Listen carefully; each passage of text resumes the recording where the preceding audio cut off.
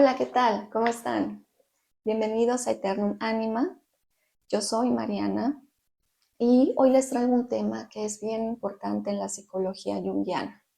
Es bien importante, pero al mismo tiempo es un tema que ha sido un concepto que ha sido malinterpretado, malentendido por muchos. Entonces, hoy me gustaría como hacer algunas aclaraciones y explicar por qué es tan relevante el yo. Y es relevante no solamente, relevante y fundamental, no solamente para nuestro propio autoconocimiento, sino también para nuestro proceso de individuación. Entonces, bueno, me gustaría empezar explicándoles qué es la conciencia. Bueno, la conciencia, imagínenla que es como un campo, como un área. Entonces, en este campo, precisamente en el centro, se encontraría el yo. El yo, digamos que se acabaría convirtiendo en el sujeto de todos los actos de la conciencia. Y el yo va a empezar a experimentarse a sí mismo a través de reflexiones, a través de sus percepciones, a través de sus deseos y de sus acciones. El yo es como si fuera un espejo.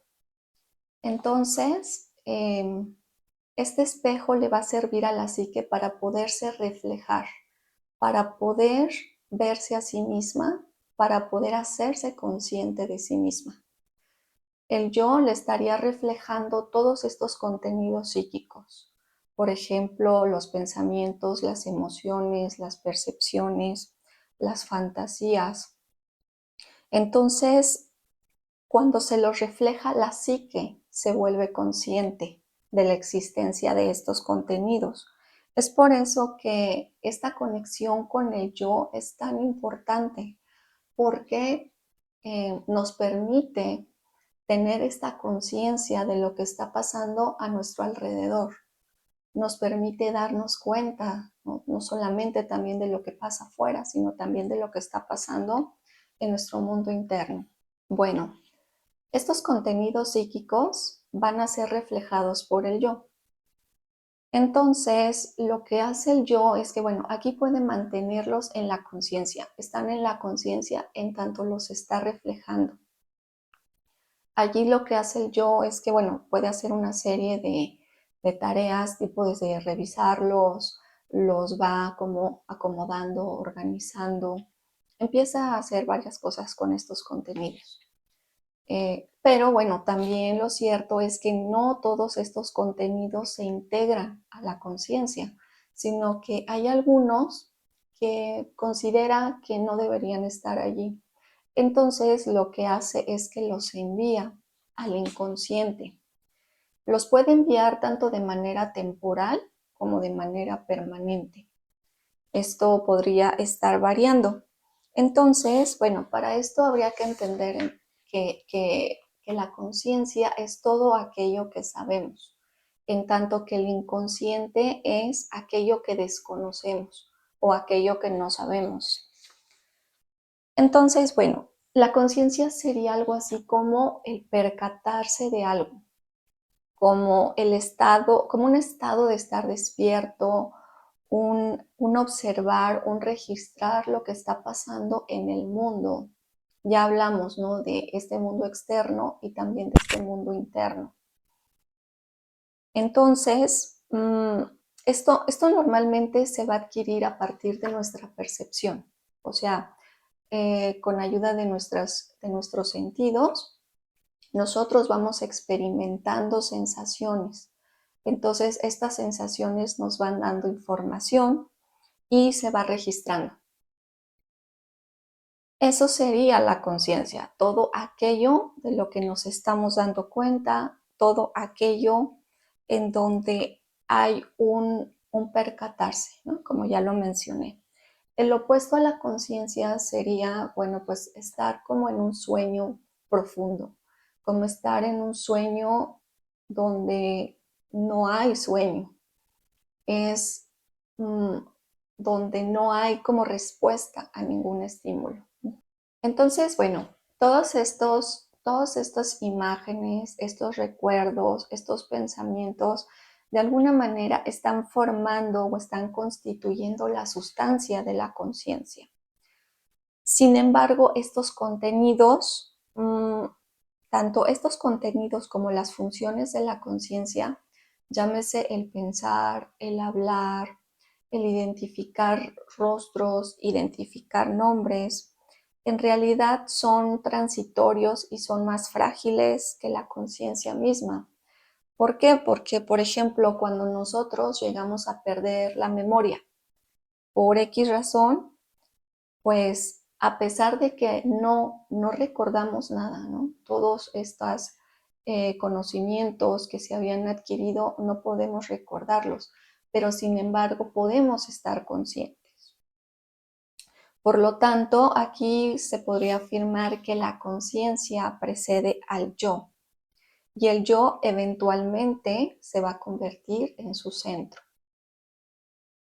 Aquí, bueno, también habría que mencionar que existen algunas prácticas espirituales en donde precisamente tratan como de separar la conciencia de sus contenidos.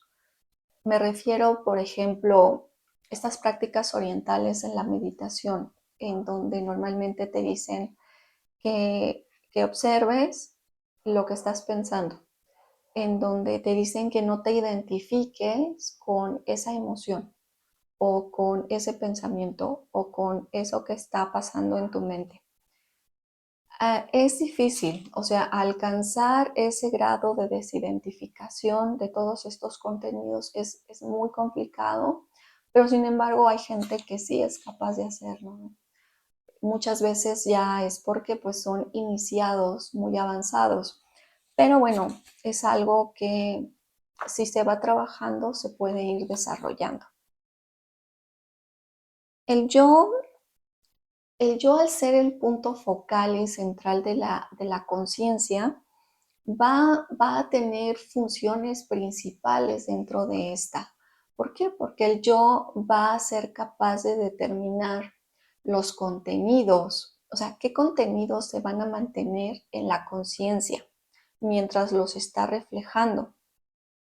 Pero también lo cierto es que puede eliminar otros contenidos. Esto que yo mencionaba hace ratito, de que los envía al inconsciente. Y los puede eliminar precisamente porque pueden ser contenidos que causan dolor, pueden ser también contenidos mm, que le parecen en ese momento incompatibles con otros contenidos.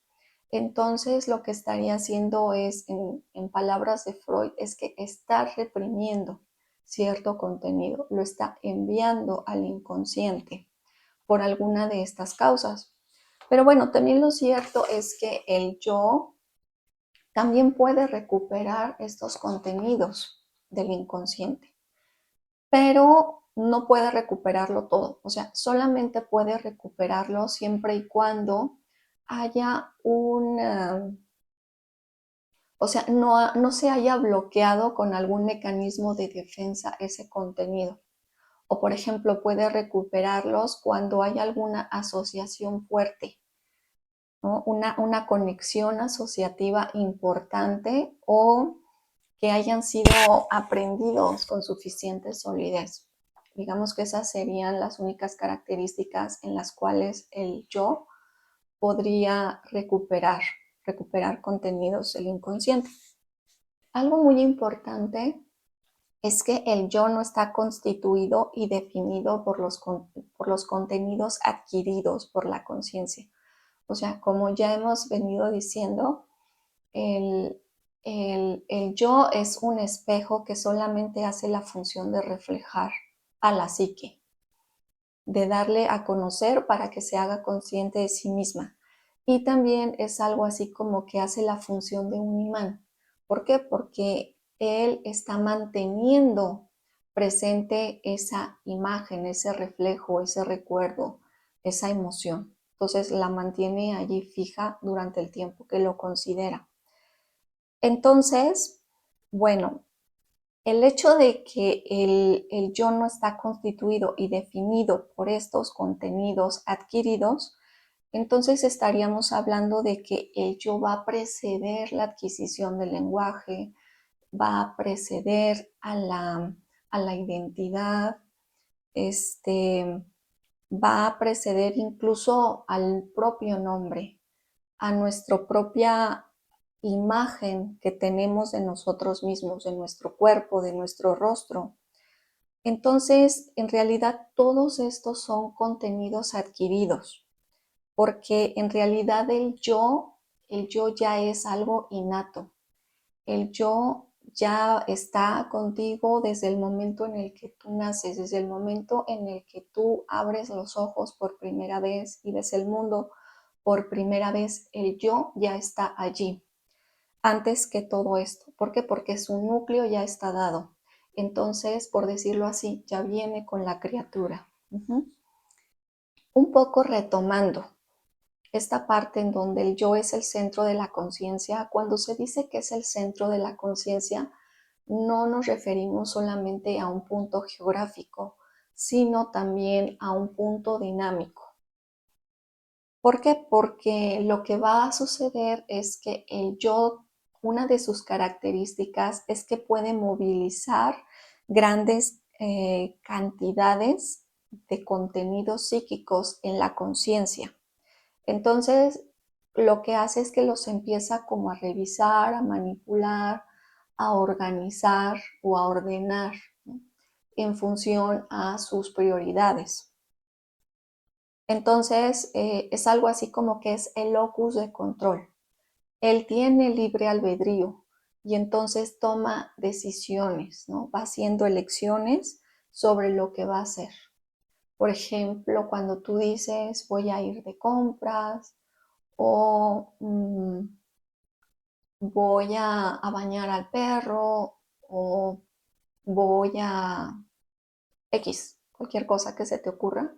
Aquí lo que está sucediendo es que el yo, tu yo, está tomando una decisión y entonces está movilizando un montón de contenidos psíquicos que están dentro, ¿no? Y cuando hablo de que está movilizando es porque está moviendo mucha energía, tanto física como psíquica y emocional, para poder llevar a cabo esa tarea que ya decidió hacer.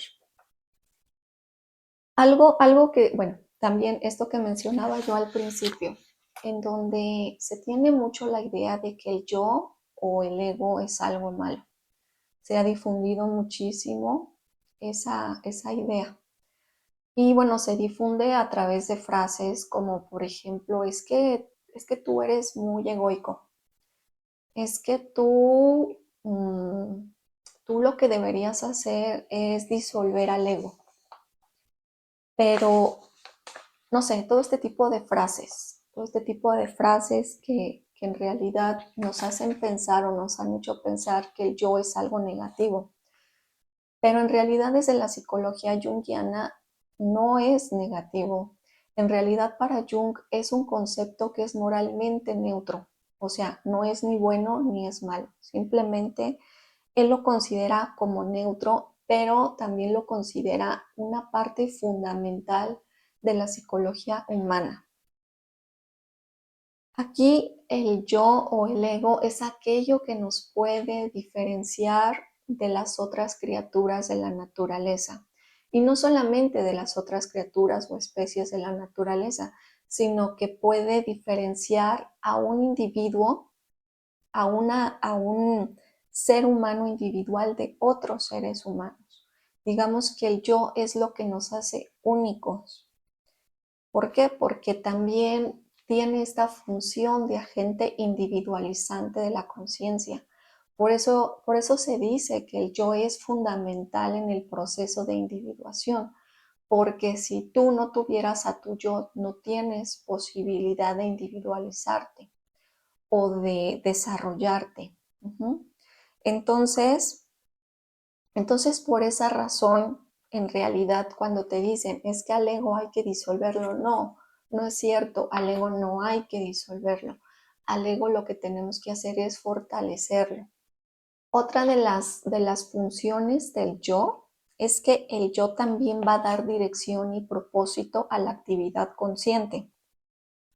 Justamente por esto que se menciona que el yo tiene libre albedrío, puede tomar decisiones.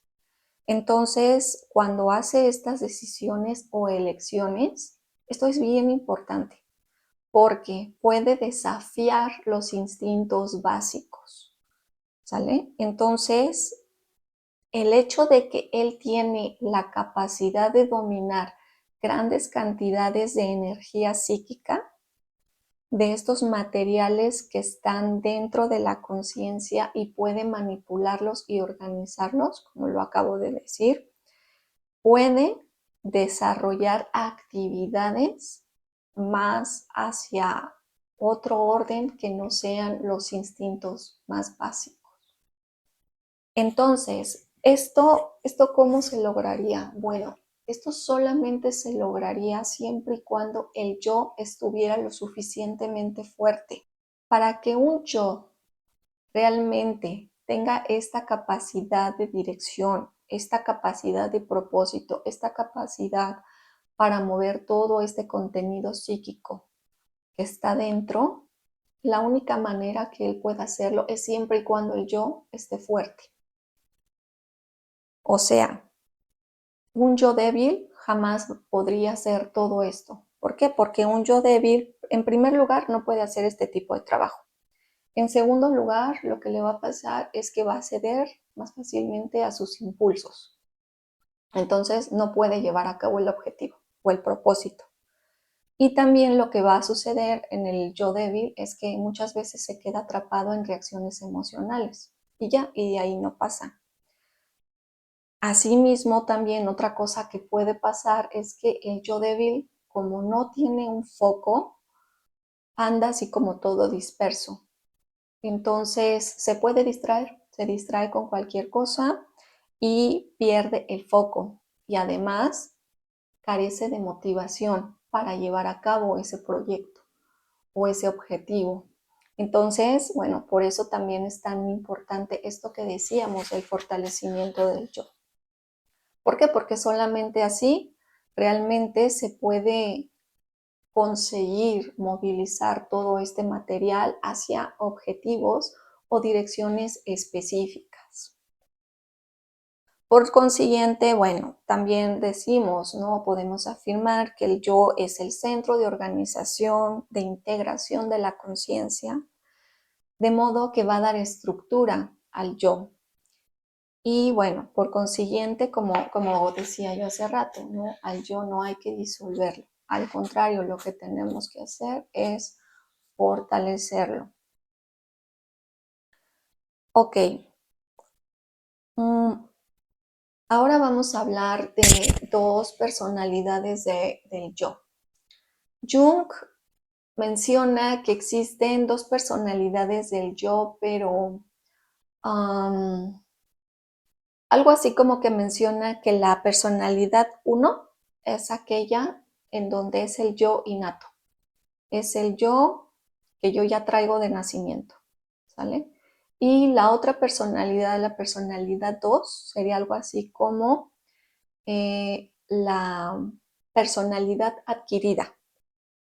O sea, aquella que se ha ido construyendo socialmente a partir de la cultura y que obviamente se va a seguir desarrollando en función a esta influencia que pueda haber, ¿no? del ambiente. Pero una de las cuestiones primordiales o esenciales también es que el yo es capaz de trascender todos los artefactos de la cultura. ¿Y esto cómo se ve? Por ejemplo, si una persona se cambia de nombre, o sea, la persona pues sigue siendo la misma, no cambia, ¿no? Aunque el nombre sea otro, el yo sigue siendo el yo. También, por ejemplo, esto se puede ver mucho en toda esta cuestión de las personas transgénero, en donde pues ellos usualmente cambian su vestimenta, cambian su arreglo, incluso llegan a hacerse cirugías para cambiar su sexo biológico con la ilusión de que esto los vuelve diferentes o los convierte en una persona distinta, pero lo cierto es que el yo sigue estando allí.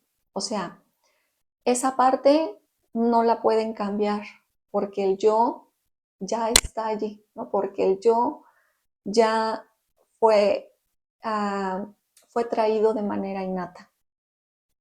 Entonces, aquí es cuando se puede realmente sostener, ¿no? Que el yo es capaz de trascender toda la cultura, ¿no? Todos estos contenidos adquiridos. Ahora, el conocimiento del yo es algo que no se da de un momento a otro. Es un proceso paulatino, es un proceso que se va a ir dando a lo largo de la vida, a lo largo de las diferentes etapas, desde la infancia, la adolescencia, la adultez. Siempre digamos que va a haber un conocimiento no finalizado del yo. Siempre nos vamos a ir tratando de irlo conociendo más y más y más. Pero bueno, aquí también habría que destacar otra cuestión que se da, ¿no? Esta parte de que el yo va a irse desarrollando, va a llegar un momento en donde tanto el yo humano como la conciencia humana va a empezar como a definirse más en función de la cultura. La influencia que recibimos de la cultura va a empezar a generar diversas modificaciones en el yo. Obviamente, en la cultura estaríamos hablando de todas estas interacciones que tenemos con otras personas, desde nuestra familia, nuestros amigos, la educación que se nos da en la escuela, incluso, por ejemplo, ahorita las redes sociales, ¿no? Las cuales también tienen una gran influencia en el desarrollo. Pues aquí lo que estaría pasando es que el yo es como si empezara a recubrirse, como si ese yo, sí, como empezara a generar un recubrimiento del yo. Es como si el yo se estuviera como cubriendo como con una especie de capita. Y entonces esa capita cada vez se va haciendo más espesa, más gruesa, ¿no? Entonces es porque está como recubierto por todos estos conceptos, por todas estas introyectos, ¿no? Como se le dice, o condicionamientos, ¿no? También hemos sido condicionados de muchas maneras. Entonces, el yo ahorita está recubierto de todo esto. Ahora vamos a hablar un poco de cómo está estructurado el yo. Bueno, sí, o sea, vamos a pensar al yo que está sostenido en dos bases. Una base sería la base somática y la otra sería la base psíquica. Cuando hablamos de la psique, o sea, hablar de la psique no podemos reducirla solamente como a una expresión de algo orgánico o proceso fisiológico tipo el cerebro. O sea, la psique es más que el cerebro o cualquier proceso bioquímico que pueda pasar, ¿no? Dentro del organismo. La psique lo que tiene es que también está como combinada con lo que sería la mente, pero hablamos de la mente trascendental o del espíritu, lo que los griegos llaman el nous. Entonces, hablar de la psique es hablar de algo más abstracto, de algo que es intangible, de algo incorpóreo. Ok, aquí cuando decimos que el yo está sustentado, o sea, cuando nos referimos al yo como un objeto psíquico que está sustentado en una base somática o en el cuerpo, por decirlo así, aquí va a empezar a experimentar esta unidad que tiene con el cuerpo, pero la va a experimentar de una manera psíquica, es decir, la va a experimentar a través de una imagen, no va a experimentar al cuerpo en sí. Entonces, es la manera en la que puede experimentarlo es a partir de una serie de sensaciones endosomáticas. ¿Qué serían estas sensaciones endosomáticas? Bueno, pues son aquellas sensaciones que podemos sentir de manera consciente. Lo cierto es que hay muchos estímulos que no logran cruzar ese umbral que tenemos de la conciencia y que se quedan allí. O sea, no nos damos cuenta de que están allí. Esto, por ejemplo, tiene que ver mucho con estos procesos fisiológicos que están pasando dentro de nuestro cuerpo. Por ejemplo, nosotros no podemos ser conscientes de, mm, de la circulación de la sangre, por ejemplo, o de cómo está latiendo nuestro corazón, o de las conexiones que tienen nuestras neuronas. O sea, son procesos que pasan dentro del organismo, pero no somos conscientes de ellos. ¿Por qué? Porque lo cierto es que la conciencia es limitada. Por consiguiente, la experiencia humana, pues también lo es, ¿no? Es limitada también. Aquí nos estaríamos refiriendo también a que hay ciertos matices en donde psique y soma se tocan, o en donde el psique y el mundo exterior también se encuentran. Lo que pasa es que estas áreas son como grisáceas, no son muy claras. Jung las llama áreas psicoides o áreas grises, en donde se pueden comportar de manera parecida a la psique, sin embargo no forman parte, o sea, no es totalmente psíquica su comportamiento. Esto, para que quede más claro, es por ejemplo esos enigmas psicosomáticos que suelen suceder en las personas, porque en realidad, por ejemplo, no podemos saber dónde termina la psique y empieza el cuerpo, o dónde termina el cuerpo y empieza la psique. ¿Me explicó? O, o no tenemos a veces como mucha claridad de lo que pasa afuera y lo que pasa dentro. Entonces, todas esas áreas que están grises son precisamente estas áreas psicoides a las que Jung se refería. Y son psicoides porque los límites están difusos, porque los límites no hay definición de límites. Entonces, realmente nunca está seguro de si se está tratando del cuerpo o de la psique, del soma, ¿no? En este caso, el soma, el cuerpo, o, o la psique, ¿no? Entonces, bueno, también lo cierto es que se desconoce mucho sobre la base somática. O sea, se desconoce en cuanto a la capacidad del yo para acceder a esta base somática.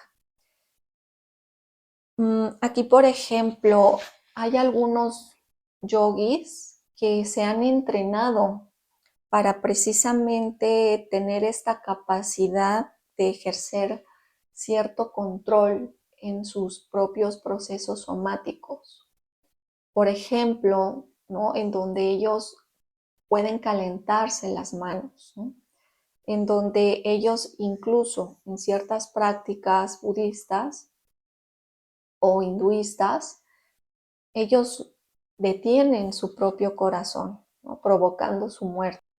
O sea, ellos han alcanzado un cierto grado de dominio y de control de su base somática, en donde de manera voluntaria pueden ejercer cambios o modificaciones, ¿no?, a estos procesos fisiológicos. Realmente siento que hay mucho todavía aquí por estudiar, porque si lográramos dominar esta, este grado pues de control de estos procesos somáticos, pues a lo mejor la persona que es hipertensa podría regular mucho más su presión arterial, o incluso aquellos que tienen tumores podrían ir como reduciendo esas células cancerígenas, ¿no? O sea, se podrían hacer muchas cosas, pero lo cierto es que es un campo en donde todavía nos falta mucho por aprender.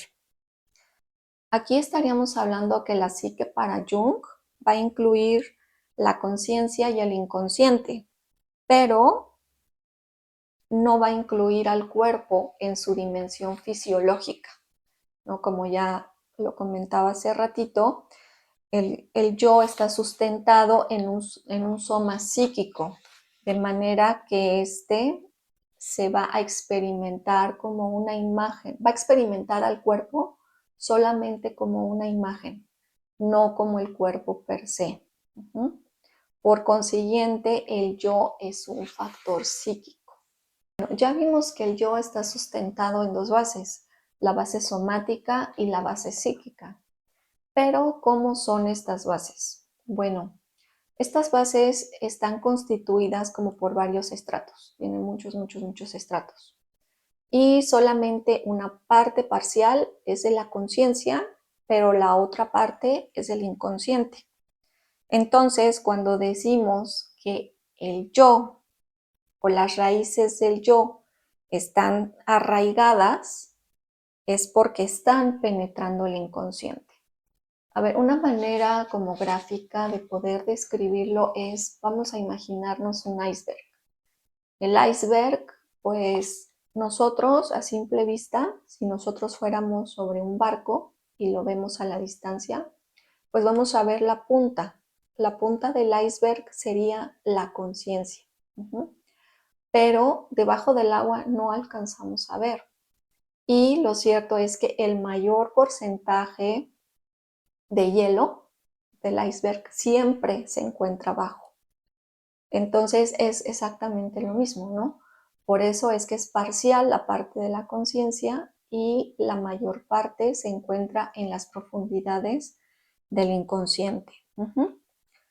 Cuando hablamos entonces de los estratos, del estrato superior de estas bases, estaríamos hablando de la parte racional, de lo cognitivo, de que esa parte, el yo se encuentra orientado a la realidad. Pero, ¿qué sucede con el yo en los estratos más profundos? Bueno, pues aquí el yo va a estar sujeto al flujo de muchísimas fuerzas que están debajo.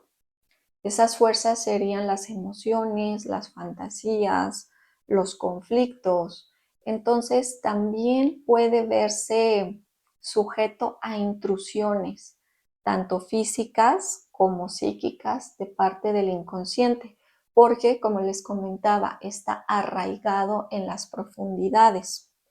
Entonces, puede ser trastornado, puede tener o desarrollar problemas somáticos y conflictos psíquicos, por lo que el yo también se puede volver vulnerable a las perturbaciones, a toda esa profundidad, ¿no? Todo lo que hay allí debajo, que no es perceptible a la vista.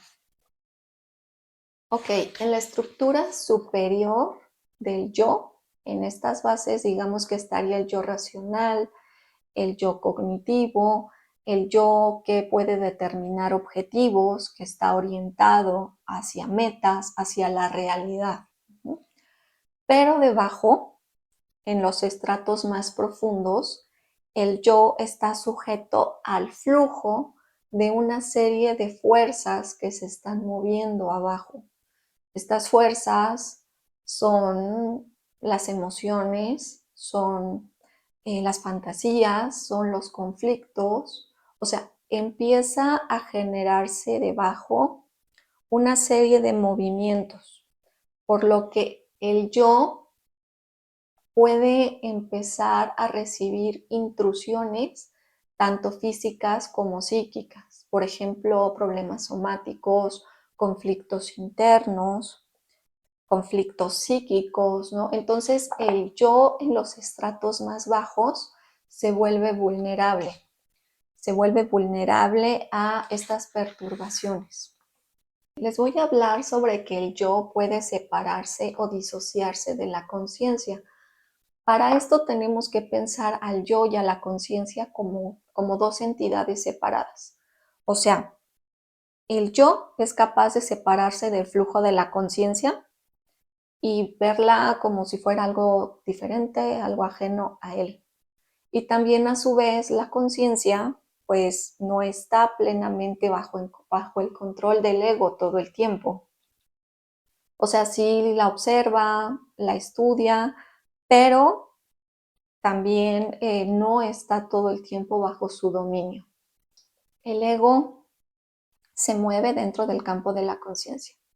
El ego observa, el ego selecciona, el ego va generando actividad motora con las decisiones que va tomando. Pero bueno, también lo cierto es que el ego, pues hay muchísima cantidad de material que ignora, o sea, literalmente no le hace caso. Y entonces, pues la conciencia es como la que se queda a cargo. A ver, vamos a ponerlo así con este ejemplo. Vamos a, ya si vieron la película de Intensamente. Bueno, justamente está la consola, ¿no? Es que el centro de mando donde está la consola que le mueven todos. Entonces vamos a pensar que el yo es el encargado de manejar esta consola. Entonces, él así es como empieza como a organizar, ¿no? En función a prioridades, a seleccionar, o sea, él empieza a hacer un montón de cosas ahí moviéndole a todos los botones. Pero, pues hay momentos en donde hay material que le da lo mismo, o sea, él prefiere mejor irse, se va a hacer sus cosas, se va a revisar, por ejemplo, planes, se va, por ejemplo, a esta esfera de los recuerdos, ¿no? Que es así de, ay, qué bonito, me acuerdo cuando pasó tal. Revisa sus sentimientos, o sea, él hace también otras actividades y la manera de hacerlo es dejando en automática la consola, ¿no? Entonces, le deja ahí el botón automático y en ese caso es cuando entra la conciencia. O sea, la conciencia sería el piloto automático de la consola. Entonces, bueno, allí es cuando nosotros nos estaríamos convirtiendo en seres automatizados, ¿no? ¿Por qué? Porque estamos ya haciendo conductas mecanizadas. O sea, ya no hay una conciencia, no es una conducta consciente, simplemente es una conducta mecánica en donde ya lo estoy haciendo porque es algo rutinario. Entonces, pues obviamente el foco de atención, o sea, el yo anda en otro lado, está pensando en un montón de cosas, ¿no? En sus planes, en todo lo que quiere hacer o en X cantidad de cosas y la tarea se sigue haciendo de manera mecánica, ¿no? Esta tarea se está realizando desde una conciencia no yoica, porque el yo no está presente en la consola. Entonces, bueno, pues todo va muy bien hasta que la consola empieza de repente a sonar como que alarma y botón rojo de que algo está pasando. O sea, algo en el exterior está sucediendo y entonces el yo regresa y es cuando vuelve a retomar el manejo de la consola, ¿no? trata de revisar qué está sucediendo, porque esa alarma muy probablemente significa que hay alguna crisis. Y entonces, bueno, pues ya entra el yo de nuevo. Entonces, bueno, a esta manera pues de describir las funciones del yo específicamente en esto, nos estaríamos refiriendo a que esto es un tipo de disociación de la conciencia, pero es una disociación muy, muy ligera y es algo normal. No es algo que sea considerado patológico, es algo que hacemos todos. O sea, simplemente pasa de que uno va en el metro y de repente pues ya ya te pasaste de la estación y ya te bajaste en la que no era, ¿no? Pues porque no te diste cuenta. Porque tú estabas pensando en la inmortalidad del cangrejo y se te fue el tiempo. O en cualquier tipo de actividad, ¿no? Sobre todo estas que son rutinarias, en donde, no sé, estás lavando trastes o te estás cepillando el cabello, qué sé yo, en donde la conciencia es la que está, digamos, llevando a cabo la tarea de manera automática, pero es, como decíamos, una conciencia no yoica. Ahora, vamos a ver de qué manera podemos fortalecer nuestro ego. Bueno, para esto Jung nos habla de la importancia de las colisiones que hay del entorno y de estas colisiones que se empiezan a presentar, que vienen del ambiente, de lo que nos rodea y que impactan en nuestro mundo interno.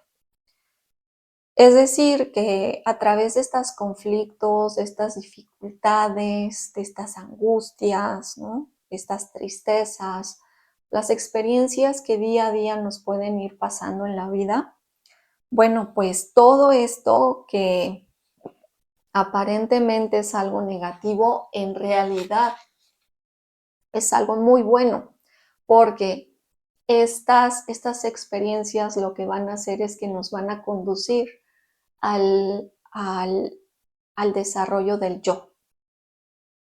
De manera que estas exigencias, ¿no?, que empieza a imponer el ambiente sobre nosotros, pues tienen el propósito de que nosotros podamos adaptarnos, de que nosotros podamos, sí, generar esta adaptación no solo al entorno físico, sino también al psíquico. Entonces, todas estas eventualidades lo que van a hacer es reforzar la focalización de la conciencia y también nos va a permitir como movilizar al organismo para llevar a cabo acciones. Entonces, aquí digamos que el centro virtual del yo sería como el yo innato del que hablábamos, ¿no?, con el que naces. Pero digamos que el yo efectivo es aquel que se va a ir formando o forjando a través de estas colisiones que van a exigir una respuesta, que van a exigir el que tú seas capaz de adaptarte a eso que está sucediendo. Entonces, las colisiones en realidad pueden ayudarnos.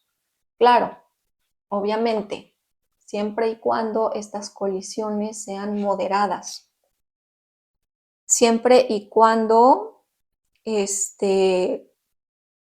pues sean colisiones que de alguna manera te desbalanceen un poco, ¿no?, te saquen del equilibrio para que tú eventualmente puedas volver a balancearte, volver a equilibrarte. Entonces, por eso es que la frustración es de lo mejor, ¿no? Ayuda muchísimo al desarrollo del yo, a su fortalecimiento y a su crecimiento. Cuando estas colisiones se dan no moderadamente, sino que pueden ser de manera catastrófica, en realidad causan graves, graves problemas a la psique, porque la psique en lugar como de fortalecerse, lo que va a hacer es que se va a traumatizar, se va a lesionar. De alguna manera, el funcionamiento del yo va a quedar alterado. O sea, cognitivamente, en el mundo, o sea, en el mundo laboral, ¿no? En la parte de las actividades diarias, pues tú puedes funcionar bien, bien, entre comillas. Sin embargo, en la parte afectiva o emocional, allí empieza a darse como un desorden, empieza a darse como si hubiera un caos interno. ¿Por qué? Porque la estructura está muy poco cohesionada, porque la estructura está tendiendo hacia una disociación. Aquí ya estaríamos hablando de alguna tendencia disociativa importante, no como la que mencionaba hace ratito, ¿no? En donde es algo normal. No, aquí ya estaríamos hablando de una tendencia ya de disociación de la personalidad. Estas colisiones tienen que ser moderadas. Estas colisiones no pueden ser catastróficas, porque lo que hacen es dañarte, dañar tu psique. Entonces, imaginémoslo como que tú vas a entrenar a un gimnasio. Tú tienes que empezar con pesas pequeñas. O sea, tienes que empezar a acostumbrar poco a poco tus músculos, ¿no? De la cantidad de peso, del movimiento, que empiece a generar resistencia, que empiece a generar fuerza el músculo poco a poco. No puedes de repente cargar pesas súper enormes porque lo único que va a pasar es que no te vas a fortalecer, te vas a lesionar. Entonces, esto mismo pasa precisamente con las colisiones, en donde pequeñas colisiones está bien, ¿no?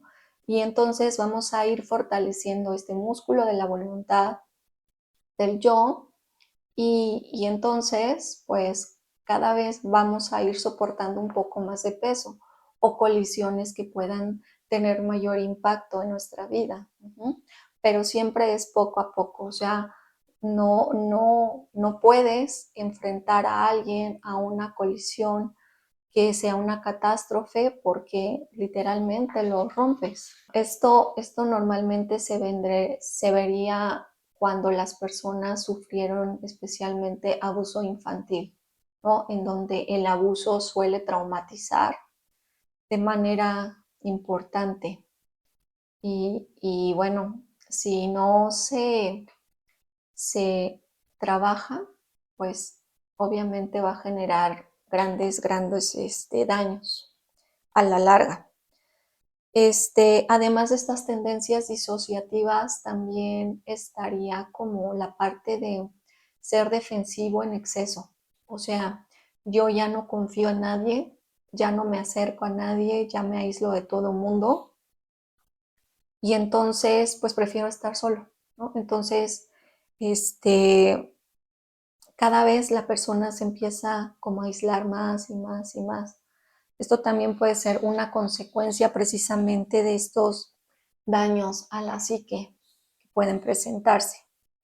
Un yo que ha logrado la autonomía durante la infancia, durante la infancia me refiero de esos niños que les dices, ¿quieres esto? No. ¿Hacemos lo otro? No. ¿Esto? No. ¿Aquello? No. No, no, no. Todos te dicen que no. Y bueno, esto es porque ellos están como formando como una entidad separada, ¿no? O sea, no es igual a ti, él es aparte, es otra persona. Bueno, entonces cuando un yo logra esta autonomía durante la infancia, va a sentir que la conciencia la puede utilizar y la puede dirigir a voluntad. Esto es a diferencia de una persona, por ejemplo, que no haya logrado esta autonomía. Entonces, normalmente se van a presentar como personas demasiado, excesivamente ansiosos, ¿no? Esta ansiedad es una señal de que no ha logrado esa autonomía. También lo cierto es que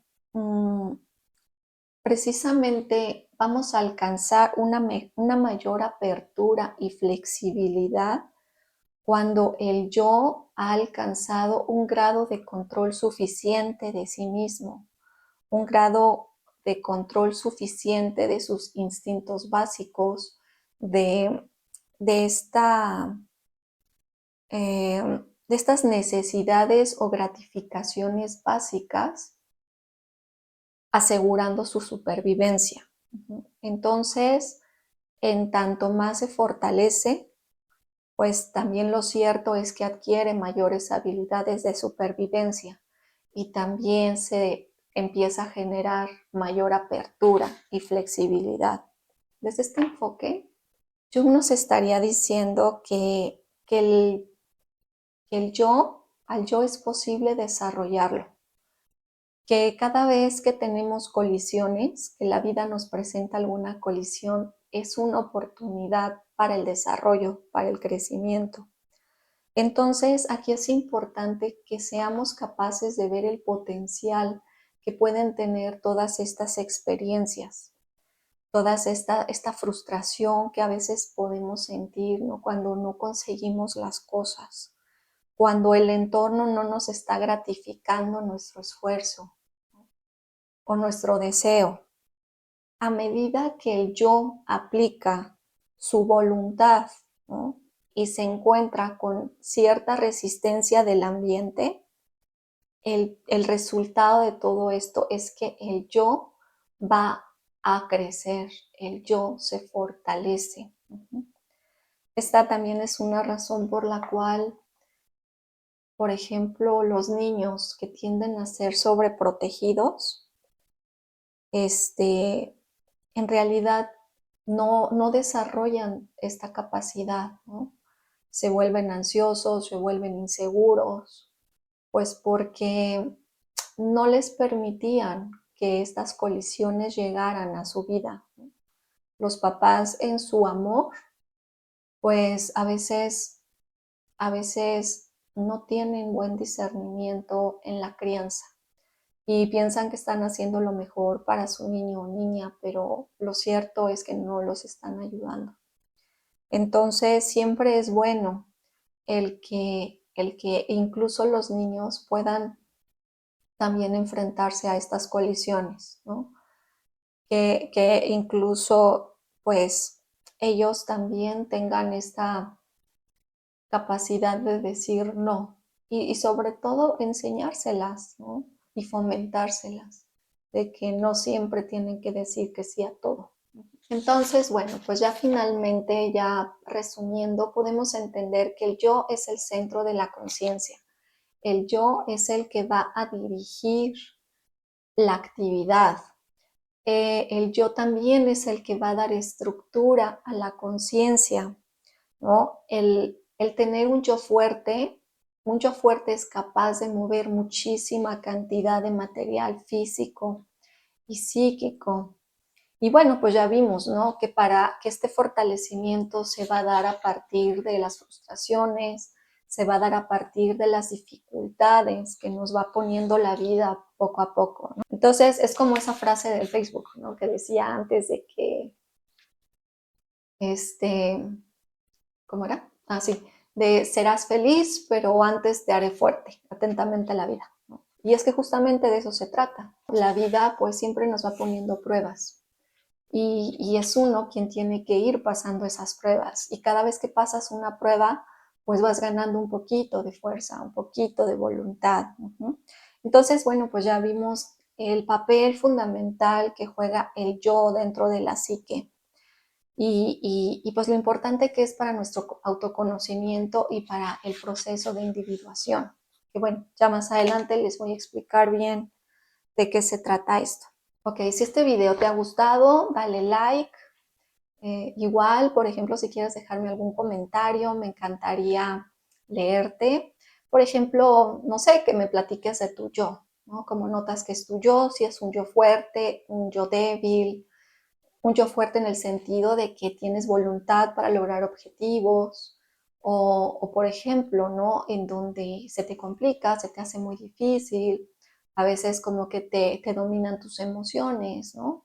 Y que te cuesta trabajo. Igual, cómo enfrentas las colisiones de la vida, no sé, cualquier cosa que tú quieras compartirme, me encantará leerte. Y bueno, pues muchas gracias, gracias por acompañarme, gracias por haberse quedado hasta el final y bueno, pues luz y amor para todos ustedes. Les mando un fuerte abrazo. Besos.